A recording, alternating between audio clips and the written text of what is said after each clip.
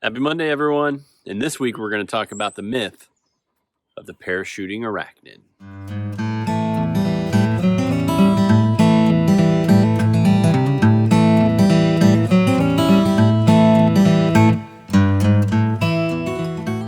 I always enjoy the changing of the seasons.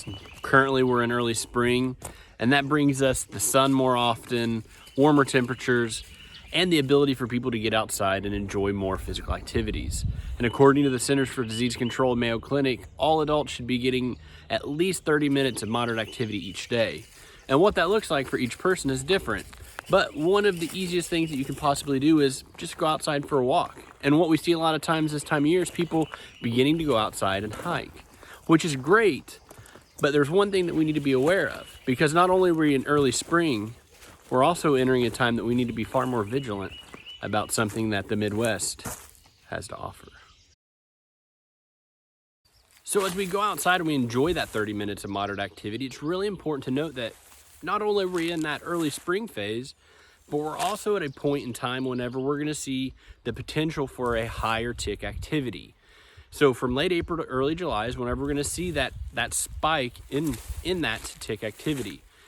And that's important because for those that like to go out and enjoy the outdoors and hike and walk in grassier areas or maybe woodland areas, that's where we're going to see ticks most often, and the potential for them to catch a ride on us. But what the fact is related to today is a myth that I've actually been questioned about, and that's how ticks do get on us.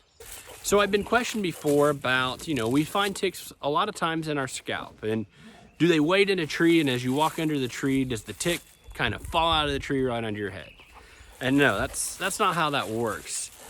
Ticks aren't extreme athletes that wait for something to walk by and at that right moment just kind of fall out of the tree right on their scalp, right? Ticks enjoy warm, moist areas. So for those that do enjoy blood meals, a lot of times with humans, we'll find them in our armpits, our groins, and in our scalp because of those areas that a tick will enjoy.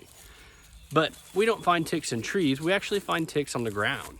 So ticks are an arachnid. They have 4 pairs of legs. And what's interesting is that they will attach themselves to a blade of grass or maybe a bush, something that's low to the ground. And what happens is that they attach their back pairs of legs to a blade of grass, per se. And they'll stick their front pair of legs out, and as something moves by, they'll wave their arms around. And their front pair of arms kind of resemble hooks. And as something walks by, they're hoping to basically grasp functionally onto whatever is passing by, that then they will maybe get a blood meal. Kind of cool. So, ticks, not extreme athletes, but funny to think about. We'll see you guys next week.